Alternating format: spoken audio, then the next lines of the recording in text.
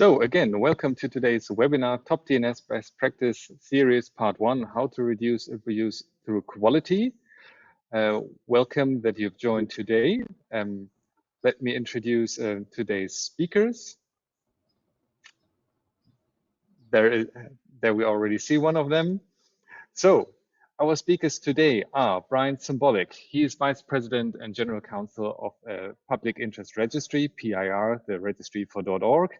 And with us today, we also have Theo Gertz. He is Certified Information Privacy Professional and Governing Risk and Compliance Manager at Realtime Register. Just for the housekeeping today, this webinar, of course, is being recorded. The recording will be available after the meeting. You are muted throughout the webinar. Of course, feel free to ask questions anytime. There is a question spot where you can put in your questions and I will monitor them. But of course, you can also raise your questions verbally by using the raising your hand button. We will unmute you, and as soon as you are unmuted, it would be nice if you state your name and your affiliation. And of course, then we are happy to answer your questions and also discuss them. After the webinar, you will receive a survey of the webinar, and this is always a very good opportunity to provide feedback so that we can always improve our offerings. If you're asking yourself, and if you're not very familiar with topDNS so far, so you can find all the information about topDNS on our website, topdns.eco. And you can also see here the supporters of the topDNS initiative to fight DNS abuse. And shortly, you will see further additions to this group of supporters. And as you can see, there's always a free spot available if you want to join. And if you're interested to join, there is also a steering committee that you can be part of. And this is the current group of steering committee members. So also Theo and Brian are members of the steering committee. And we are very happy to have them on the team. And if you would like to be part of this group, please feel free to reach out. As already mentioned, this is part 1 of a webinar series. So the next webinars we have already scheduled. So the second one in this series will take place on the 13th of July, where Jeff Betzer from CleanDNS will explain about standards and frameworks for evidence abuse online. And on the 21st of August, we will see Theo again, where he will show how to investigate online abuse with free tools. If you want to keep track of things and want to participate in these webinars, check our website where you can see them on the events calendar, or if you want to get everything right directly to your mailbox, feel free to subscribe to our newsletters. And with this, I would like to hand over to our first speaker today, which is Brian, and Brian will show how PIR is working with QPI on reducing abuse online. Brian, the floor is yours. Thank you very much, Lars. Would you guys mind showing my slides, please? And while they do so, hello everyone. As Lars mentioned, I'm Brian Cimbolic. I'm Vice President and General Counsel at Public Interest Registry. We're the registry operator for .org. Next slide, please. So today I'm going to run you through a little bit about PIR and our anti-abuse practice. Part of my job responsibilities is overseeing our anti-abuse program.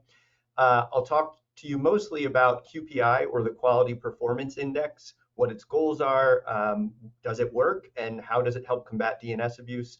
Finally, a sort of call to arms for open sourcing to have other registries and potentially wholesale registrars to adopt system incentive programs like QPI to try and make the internet a better place.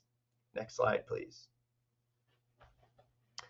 So a little bit about PIR. PIR is a nonprofit registry operator of .org. We also have what we call the org family of domains that have sort of a mission-driven flavor, such as .charity, .foundation, .ngo, .ong, Gives and Giving. So we are a supporting organization of the Internet Society. So when 60 cents of every dollar that comes into PIR ultimately goes through and helps fund ISOC and the incredible work that it does around the world. But while we're very proud to help ISOC in everything that it does, we also have our own nonprofit mission. And part of that is to help empower nonprofits and develop practices that really serve to improve the state of the DNS. And so that's one of the ways. Next slide, please. One of the ways that we do that is through our work in our anti-abuse practice. So we've published in 2019 something that we call our anti-abuse principles. And so there's several sort of bedrock principles that we stand to live by in our abuse processes, including a requirement for transparency. So once a month, we publish all anti-abuse statistics to include domains we act on for DNS abuse, for website content abuse, as well as transparency reporting in court orders and requests from law enforcement. We also have a commitment for due process in that we publish an anti-abuse appeals process where registrants can, in the event we get something wrong, seek to challenge the decisions that we make under our appeals process. But we try and be very active in industry initiatives. And so we're just one of many actors in this space that are doing really good work. Registries and registrars, especially in the last few years, have put in a lot of effort as an industry to try and elevate the state of the DNS and to reduce DNS abuse. And some of those initiatives that we participate in include the Internet and Jurisdiction Policy Network, where I serve as coordinator of the domains program.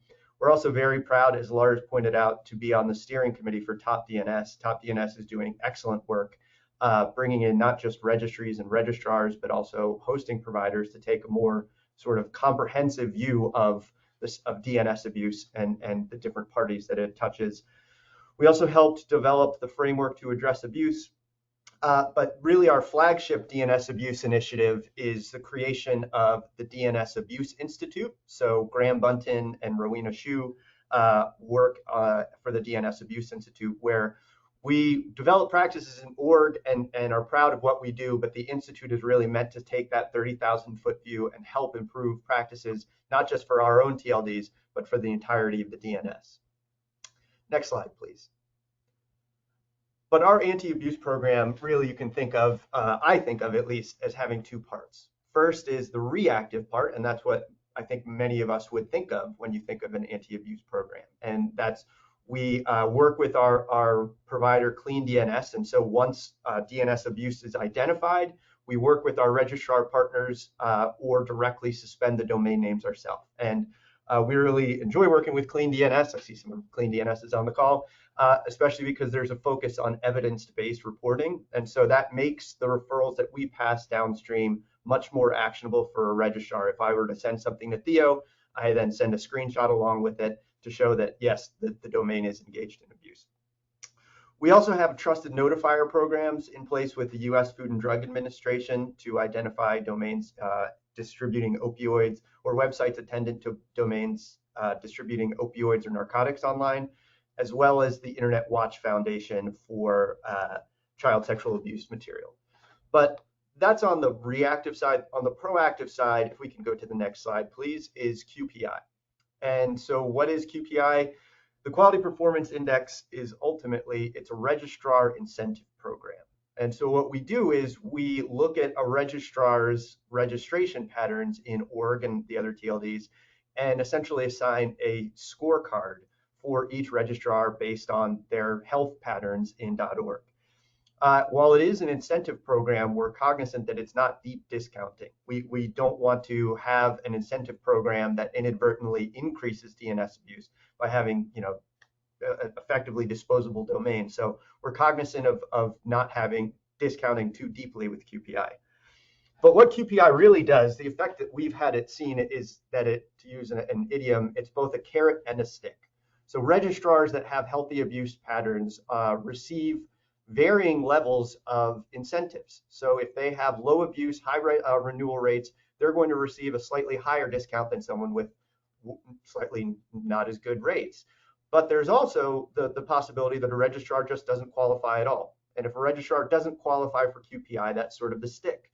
They know that they are at a competitive disadvantage to their the competitor registrars that have healthier abuse or have healthier registration patterns and lower abuse. Really, at its core, though, QPI has two goals, and that's to reduce DNS abuse and to create responsible growth in our TLDs. Next slide, please. So QPI came about in 2019 when we really sort of took a comprehensive look at our abuse practices and sort of sat back and almost did a self-audit. Are we thinking about this the right way? Are we trying to solve problems correctly? And so one of the ways that we did that was through recognizing the effect that incentives had and wanted to try and be smarter about how we incentivize registrar behavior. So real credit to SIDN, the CCTLD registry operator for .NL. They have something called the registrar scorecard that they were very generous with their time and helped us really help brainstorm what QPI could look like for .org. And so special thanks to SIDN. They continue to lead in this field. Their registrar scorecard continues to impress and is a real inspiration for QPI and how we developed it. So ever since launching QPI, this has been our only channel-wide discount program for .org, trying to be, again, trying to make sure we're incentivizing the right behavior. But we also, in 2019, instituted something we call abuse sweeps, where the program, we weren't using clean DNS at the time. The program that we used for abuse management was very good at catching domains as they were registered. But if a domain aged and only then started engaging in abuse, domains would slip through the cracks. So we, at the same time that we instituted QPI, we also instituted these abuse sweeps to try and get what we've been missing. Next slide. So QPI is comprised of 6 metrics. There's 3 primary metrics and 3 secondary metrics. The first is abuse rates with a little asterisk that we'll come back to. Renewal rates, domain usage. So these are weighted at a higher level than the secondary criteria of SSL certificates, DNSSEC, and average term length. Next slide, please. The reason that abuse rates was had an asterisk on it, if we could move to the slide titled abuse rates, please.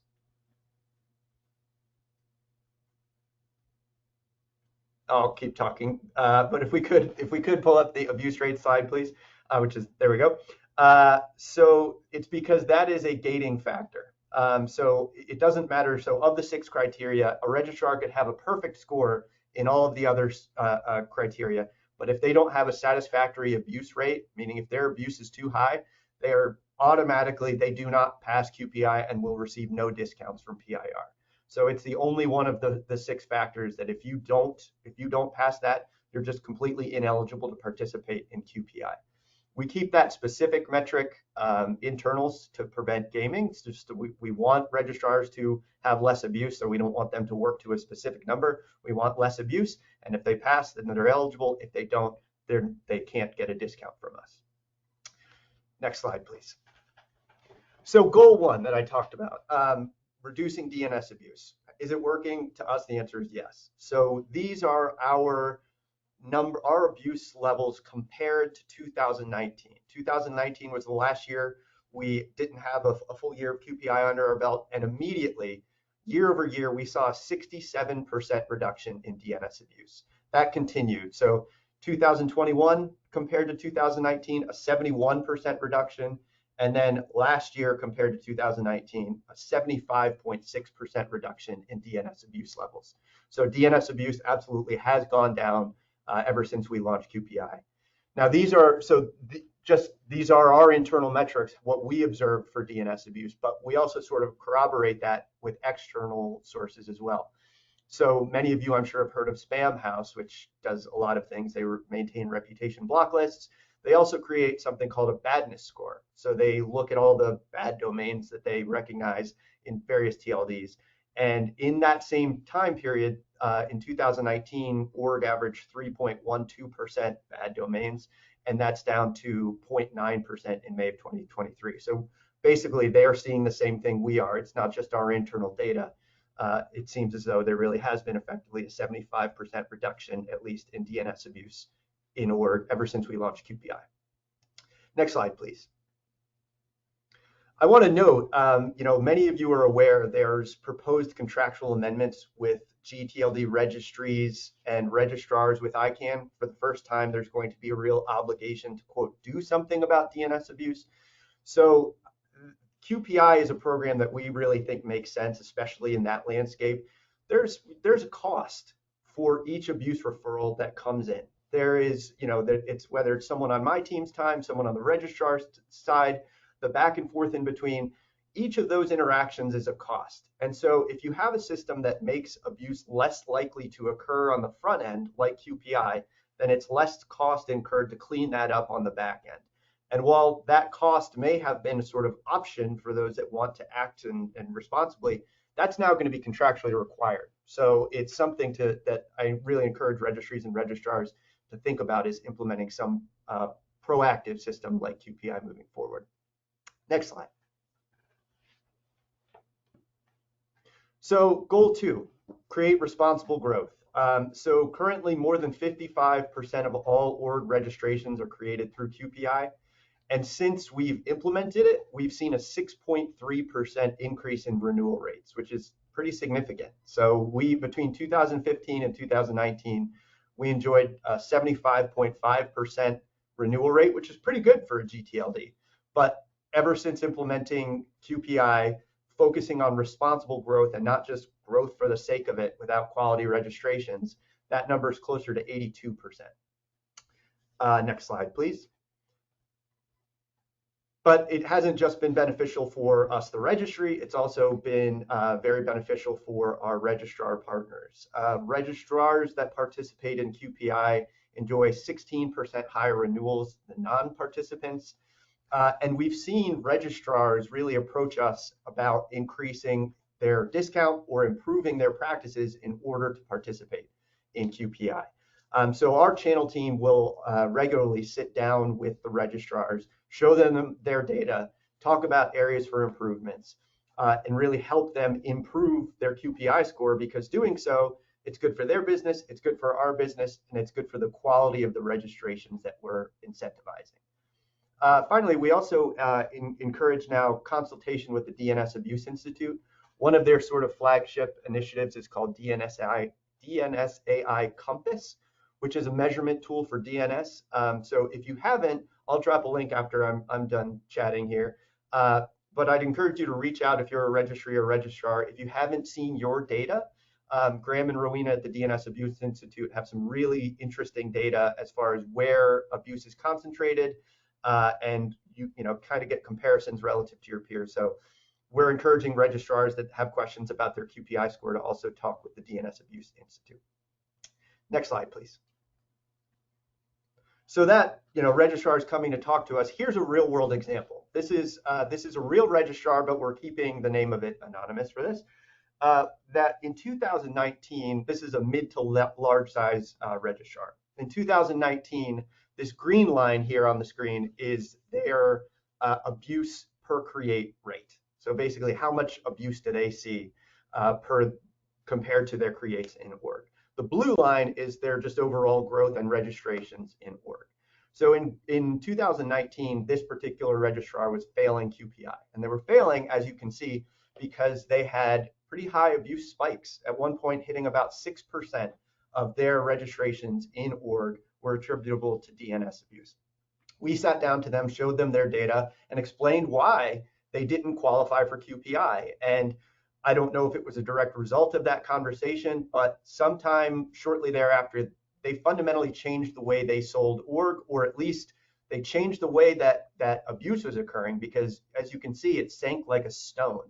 And by the end of 2000, or at the beginning of 2020, and ever since, this registrar, after that conversation, has held an abuse per create right around 0% in org, when they were previously at 6%. And at the same time, their growth continued because they're enjoying discounts in org. So it really is, it has been nothing but a win-win. So this registrar, like this graph to me, shows what can QPI do.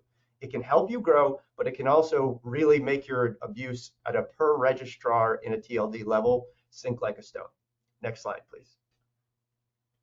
So I have a couple testimonials. The most important testimonial, though, is Theo, that's going to speak to QPI and what he does with it in a few minutes. But I did just want to point out, so James Bladel from GoDaddy pointed out that QPI helps demonstrate that tackling DNS abuse results not only in a safer namespace, but it's good for business. And I think that really sort of hits the nail on the head. We can all wear the white hat and try and sort of crack down on DNS abuse. Or we can all sort of try and be good at business, but it doesn't have to be one or the other. We think that this kind of program really helps tie those two goals together, that you can have a program that responsibly incentivizes growth, at the same time makes it unlikely that the registrations that come in are abusive. Next slide, please.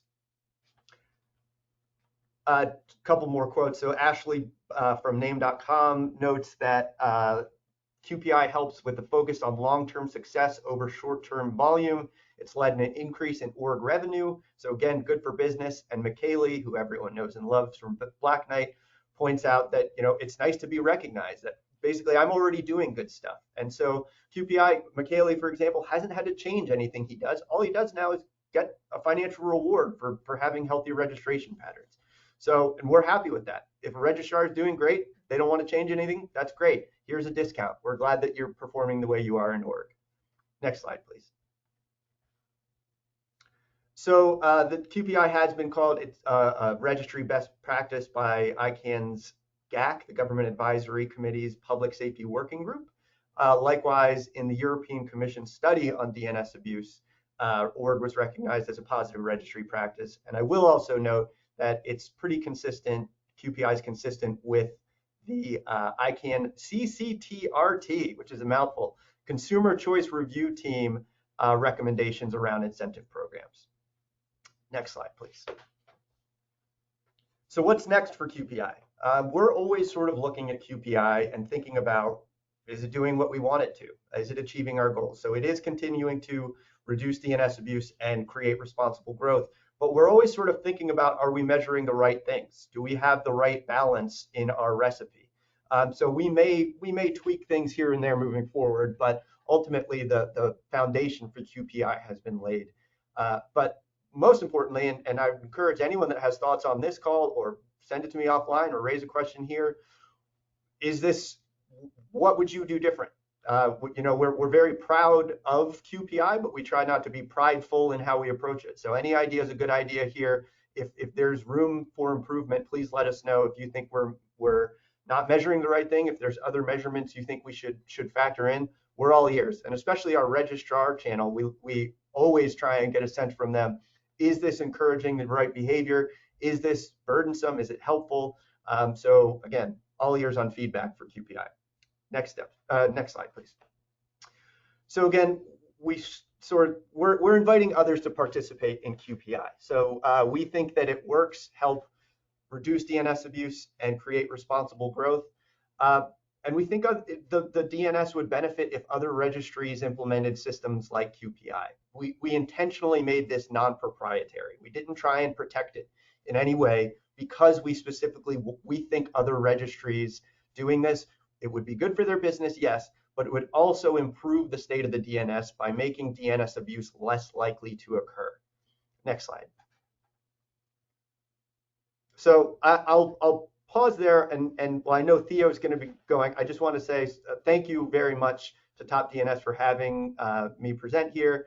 I really do think that QPI can be something that benefits the DNS, and if other registries were to adopt a system like QPI, you don't need to call it QPI, you don't need to attribute anything to us, do your own thing. But the thought here is that registry incentive programs can really have a marked effect on DNS abuse levels. So the thought behind QPI is being intentional and deliberate and trying to increase the quality of registrations, not just the quantity. So with that, maybe I'll hand things to Lars, to Theo, unless I'll take questions here, or maybe we save them to the end. Lars, I didn't know if you had a preference for how we handle that. So first of all, Brian, thank you very much. Very great presentation, very interesting. I think it's always very appealing when fighting abuse and also including DNS abuse can be a business opportunity because this makes the implementation much easier. What I've put into the chat is the dates for the next two webinars, because thank you, Andreas, from the audience. I had a typo on one of my slides, so the third webinar will take place on the 10th of August and not on the 23rd of August. So I put the links into the chat so that you can register directly. I've also put into the chat the link to topDNS and also to the DNS Abuse Institute's Compass project, so that you can also take a look at this one. And with this, I don't see any questions in the questions pod, and I currently also don't see any hands raised. So if there are no questions right here, right now, I would like to give the floor to Theo, who is currently preparing his screen. Theo, are you ready? Yeah, let's give it a try. And I'm not familiar with this app, so it's going to be very interesting. So let's do a quick sanity check here. Do you see Okay. the real-time register DNS abuse monitoring, Lars? If you could confirm. Yes, we can see the monitor, and we are now curious to hear from you how the QPI project is working for you and how you implement it from a registrar perspective. So the floor is yours. Yeah, thank you very much. And we've been working with the QPI program for years now. We love it. Great discounts. Of course, we were familiar with it. I mean, as a Dutch registrar, the registrar scorecard from the Dutch registry has been around for ages, I think. So that was always a very good source of getting discounts. But keeping those discounts, that is not a given in the current situation or time or frame at the moment. I mean, there's lots of stuff going on. First, we have the expansion of cybercrime. I mean, things will get a lot more worse. There will be a lot more DNS abuse. So, and DNS abuse can hit you straight out of nowhere. If you are having low levels of DNS abuse, great, but don't take that for granted because it can change really, really quickly. And there's also the relocation of DNS abuse. And a registrar who has a high level of DNS abuse can have a million reasons to start to crack down on DNS abuse. For example, the QPI program is one. If you are a registrar with high level of DNS abuse, there's a carrot and a stick, as Brian mentioned. But what you will see is, as soon as they start focusing on the, for example, .org, and they start to clean out the cyber criminals on that TLD, then other TLDs that do not have a QPI program, those levels will go up because those cyber criminals don't go away really quickly. They just try to find the easiest way to register domain names. So it's more likely if the registrations for .org become more difficult or more clean, or there's more control, the registrar is a little bit more aggressive, then other TLDs will go up in DNS abuse levels. So that's a side effect of the QPI program. So I suspect at some point more and more registries will move to a QPI program because it makes more sense. I mean, there's more growth in it, so that makes sense. But that also means that if the same registrar with high abuse levels starts sort of make all the changes on an entire platform, yes, then the DNS abuse at that registrar will go somewhere else. And it could be you. It happened to us. So how do you deal with that? There's a couple of things you can do here. First of all, make sure you are aware of how DNS abuse, how cyber criminals move along the internet. This is just a website that aggregates a lot of information from cybersecurity researchers, and there's usually a lot of information that can be found here. The question is, how do you sort of leverage this information? Because these cybersecurity researchers do great work, do a lot of research, but they don't come to you if they find out there's an issue with something, there's some kind of scam going on, there's some kind of attack going on. Those cybersecurity researchers do not contact you, but that it is useful information. Now, there is a solution for that, and it's called OTX. OTX is an open threat exchange where you can find millions and millions of indicators. And this is just one cybersecurity research company that provides a lot of information about all these kind of attacks. And it also provides information if there are domain names involved. All this information can be downloaded for free. The API usage is for free, and you don't have to set up a super complex system. Just download the information from OTX, match it with the domain names in your database, spit out a simple text result form, and you're already on your way to have your first monitoring system to detect abuse. And that is what is vital to make sure that you can keep the good discounts from QPI programs like PIR, to make sure that if you suddenly notice an increase, that you know which registrant is that, or which reseller is causing the abuse levels, so you can act on it. So this is a first step, if you will, to create your own detection monitoring system to detect DNS abuse. And again, this is for free. You don't have to pay them anything. You could, though, and you get higher API usage levels. Another thing you can do, and this is more on the preventive side, is use something like block.com. We don't use this, but block.com provides you with information about IP addresses. So you can block out a lot of bad stuff. You can incorporate this into your sign up forms, registration forms, basically anywhere on your website. And then you can filter out proxies, VPNs, complete countries. I mean, if you are a Belgium registrar, for example, or a web hosting company, and Belgium is your market, then why would you accept all that traffic from China, Russia, Cuba, or God knows where? That doesn't make any sense. And you know, and sometimes if you want to keep low levels of abuse, it is as simple as reviewing your policies and procedures. You know, if you look at the ICANN requirement for GTLDs, where the email address needs verification, a lot of registrars, you know, provide a 15-day verification period. To me, that doesn't make any sense, because to me, that is giving the cyber criminals 15 days of verification, 15 days of uptime.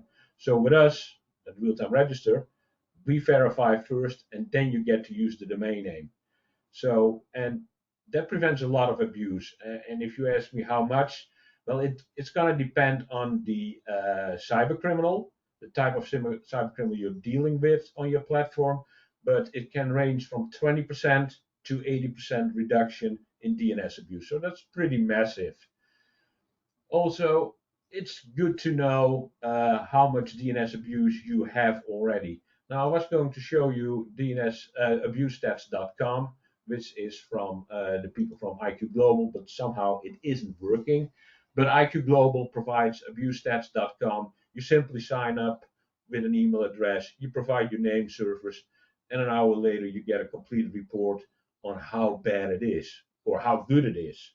So that gives you, you don't get all the nitty gritty details through that report, but it gives you roughly an indication like, okay, we're good or it's bad. So that's something to keep in mind. Also, when you talk a little bit, when you're dealing with DNS abuse, you want to automate as much as you can. If you're a registrar/web hosting company, abuse.io is an open source abuse management system, which works fantastic on a web hosting level.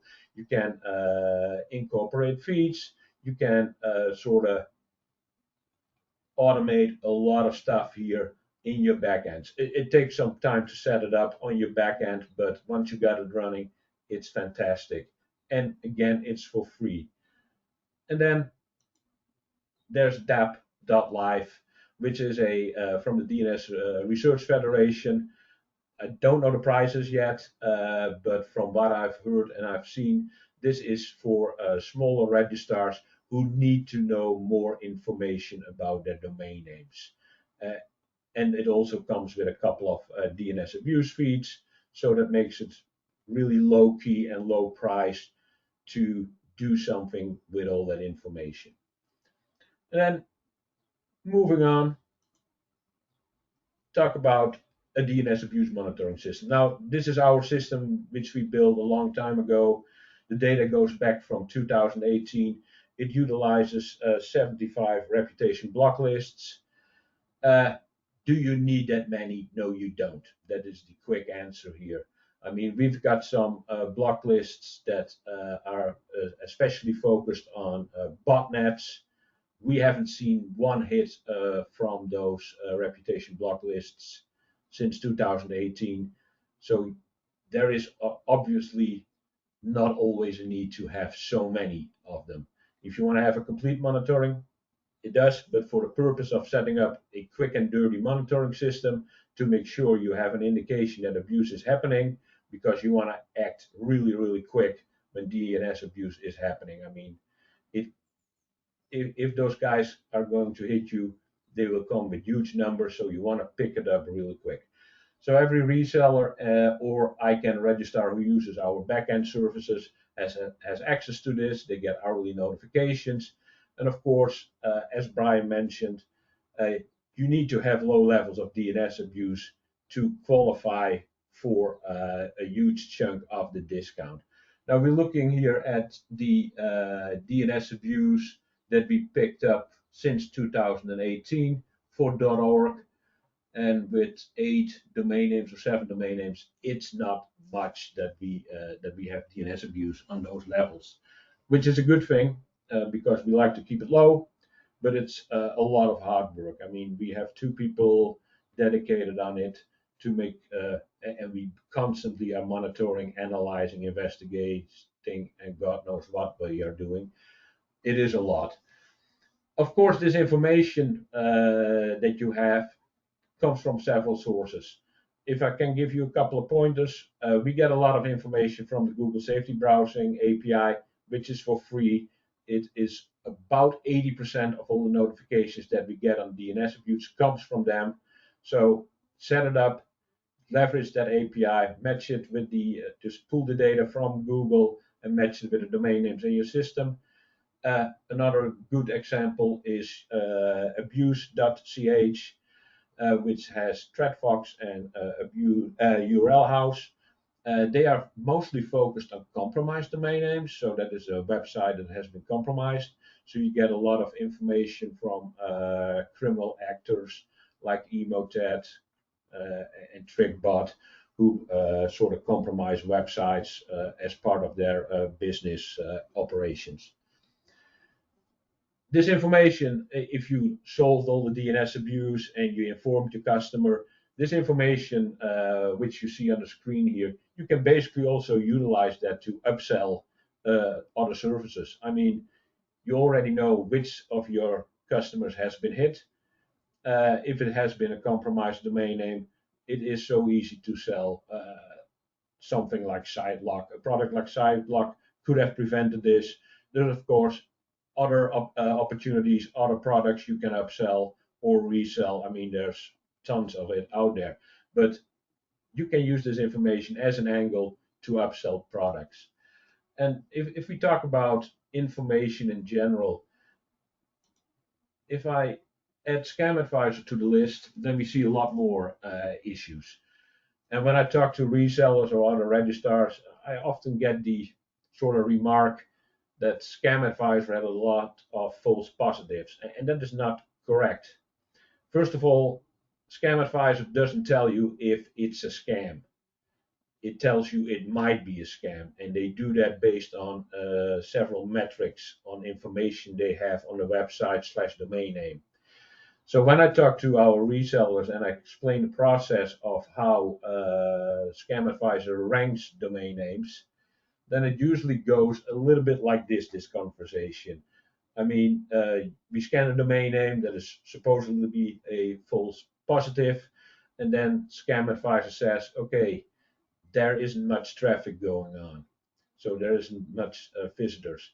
That's an excellent opportunity to sell whatever services you have on social media, search index optimization, etc., etc. And believe me, when a customer sees his domain name on Scam Advisor all in the red with all these indicators, he is much more willing to use that to buy new products to make it better, to get into the green. So those search engine optimization services, that's something you can resell. Scam Advisor also knows if you have an SSL certificate. Same as with the QPI program, is there an SSL certificate? Yes or no? That makes a difference. It makes a difference for the QPI, it makes a difference from Scam Advisor. So if there's a SSL certificate, is there no SSL certificate? Sell them an EV certificate. It's good business.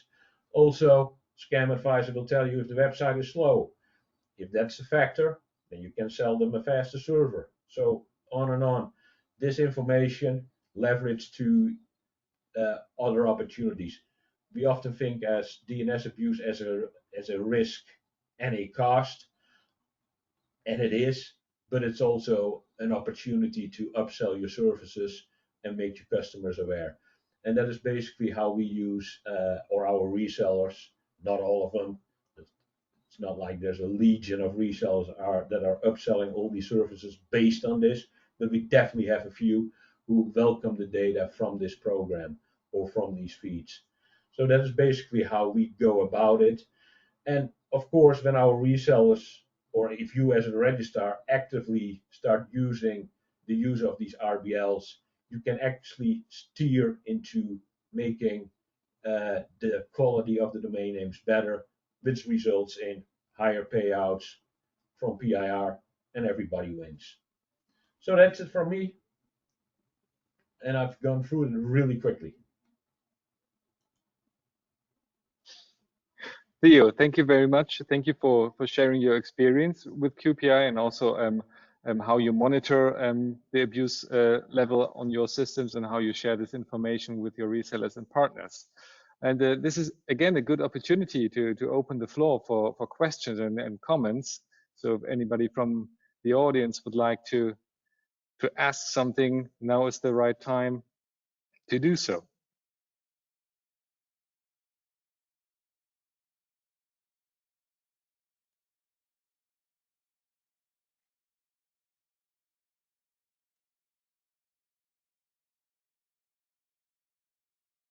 I don't see any hands raised. I don't also don't see any questions in the questions part, which means that we maybe have pretty much covered it. But Theo, you have your hand raised. Yes, if there are no more questions, maybe I want to share a parting shot, so to speak, that might be of interest to you. At Realtime Register, we do a lot of investigations on DNS abuse. And earlier this year, we noticed a new group from Vietnam. And I think it's pretty good to share this information with you because what is going on is pretty brutal. So let me explain what happened to us. What happened to us was we suddenly noticed a reseller that has usually 10 registrations a day went up to 500 a day. And when we looked at it, we noticed that these were old registered contacts. They were from 10 years old. So at first we thought maybe it's legit, but given the volumes, we decided to check with the reseller and ask if they were running some kind of promo or discount. And it turns out that the registrant accounts were being hacked at the reseller level. And these people, these criminals from Vietnam, they have a whole list of passwords and usernames from a lot of registrars and a lot of web hosting companies and a lot of resellers. Because as it turns out, this group is currently re-registering previously registered domain names, about 100,000 domain names a week. And I've been talking to several registrars now and other resellers, and it seems that everybody is being hit by these guys. I talked to a registrar last night. They had 200,000 registrations on their platforms. So that's a huge cost there because they ain't going to get the money back from the registry there. So it's pretty brutal. And what these guys are doing is they're registering these domain names, put a forwarder on it, and then on an email forwarder in this case, and they just collect all the data that comes in from all these systems that keep automatically sending emails to these domain names. So that's what's been going on. And I'm sad to say that last Monday we had reseller number 10 being hit by these guys, and they are excellent in exploiting your invoice systems, your billing systems. I've seen the most craziest stuff the last 6 months in my life, in my career, and I've been doing this a long time, and it's just absolutely crazy. I've seen them with one reseller. I've seen them register one domain name through a stolen credit card, and then the reseller would give them a promo code, and they completely abuse that promo code system, giving discounts up to 99% for every other registration. So these criminals didn't pay much at that reseller at all, but the reseller lost about 20,000 euros there in a registration. So it's a real thing, people, and I hope it doesn't happen to you, but keep an eye out. Thanks.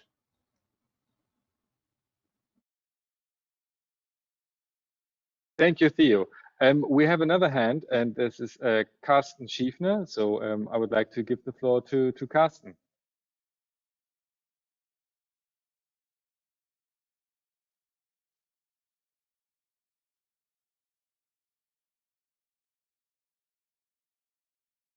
Carsten, you should be able to speak. I thought you guys did that. My apologies. Yeah, once more, Carsten Schiefner from Berlin. Greetings from the German capital. So my question would go to Theo rather than to Brian. I still haven't got my head around what these guys, you spoke about Vietnamese people, what these guys are actually doing with the domain name. So just setting up websites and email services to collect like random inbound emails just doesn't fulfill a purpose yet. Not on that massive scale, at least. So what's the? I can't get my head around what the purpose, the real purpose is. Thank you. So you, these Carsten. guys started out in last year, and what they were doing was re-registering old domain names, and then they put Facebook phishing on it, which was easily detectable. And they did it on a large scale also. And their sole purpose was getting Facebook credentials. Now they switched gears. Now they register the domain name. They don't put a website on it. So it looks like the domain name isn't very active until you go looking at the text records of the domain name, and then you see the forwarder service plus the Hotmail address, which collects all the data for the domain name that is being sent. And that can be a lot. I mean, I re-registered a domain name a couple of years ago. It used to belong to a antique shop. It was gone out of business like a couple of years ago. I still collect 60,000 emails a year on that catch-all email address. So that is pretty massive, because social media companies will hammer those email addresses even if the domain name hadn't been registered for years. They still blast out all these email addresses, and it's not social media. I mean, web shops, you name it. I mean, they keep on sending those automatically generated emails. So you can get a lot of data of the previous users of those domain names. So in that instance, I mean, sending out emails to a domain name that once has been registered, was deregistered then, and then got re-registered again. So in the meantime, I would say that a lot of email bounces would go back to all those senders, but they simply do not care in that instance. They just acknowledge or wouldn't even acknowledge the bounces, would just put them to def null, and good they are, fine they are. Is that what they do? That is correct. Thanks. You would think that GDPR would have an effect on data cleanup and accuracy of the data, but that's definitely not the case. I mean, they just blast away, even if that email address hasn't been around for a decade. They just keep going on. That's interesting. I haven't really thought about GDPR yet, but that's a good point. In particular, I mean, so I would say that all these social media companies would put themselves at some kind of a risk, at least. as in like the fees, what is it like up to 4% of the global turnover per year or so? That is quite massive. So yeah, but it's not my problem, I would say. Thank you, Theo. You're welcome. Okay, thank you, Carsten. One more question from my end, Theo, for you would be, what advice can you give to other registrars who are interested in programs like QPI, what they should consider and what the first steps should be next to contacting Brian, of course? Review all your processes, make sure that you have everything in order. Make sure that, if you're a retail registrar, make sure 2FA is enabled. That makes a huge difference. But also, even something simple as doing an export of your domain names on a daily basis and try to see for patterns, that makes pretty good sense on our end. And we see a lot of stuff going on there. But, mostly be proactive and be aggressive. Don't be too afraid to take down domain names. You gotta be careful with it and you need to do your due diligence. But if it's pretty obvious stuff like phishing from banks, that is easy to detect and there's easy to do something about it. And if you don't take it down, you risk being the next target for more and more criminals. And they will shop around. I mean, the bar will get higher and higher. There will be more QPI programs, there will be more regulations, there will be more legislation. So the bar will be higher and higher. And these guys will need their domain names. So they will go shop around. And if you haven't been hit by DNS abuse yet, you will at some point in time. That's just going to happen. It's not a question if, it's a question when. Thank you, Theo. Brian, is there anything that you would like to add? No, just to say, if you do have any questions about QPI, how your registrar would perform, that kind of thing, don't hesitate to reach out. But also, I really want to thank you again, Lars, but also really thank Theo. Hearing how QPI makes sense from the registrar perspective is even more valuable in my mind than hearing how it works from the registry side. If we had something that was great for us but bad for the registrars, it's not a system that's tenable. So thank you, Theo, as always, for all of your thoughtful approaches to DNS abuse and the QPI. Thank you. And as Theo already mentioned, we need to also talk about evidencing abuse online, and that will be the topic for the next webinar of this series on the 13th of July, when Jeff Betzer from Clean DNS will talk about standards and frameworks of evidencing abuse online. So please take advantage of the link that you can find in the chat to register for the next one of this series right away. I don't see any more questions. I don't see any hand raised. So thank you very much for participating. Thank you, Brian. Thank you, Theo. And we're looking forward to the next webinar of this series. And please also participate in the survey, which you will see when you close the window of this webinar, and provide feedback so that we can improve for the next time. So with this, thank you for your participation and have a nice afternoon. Thank you.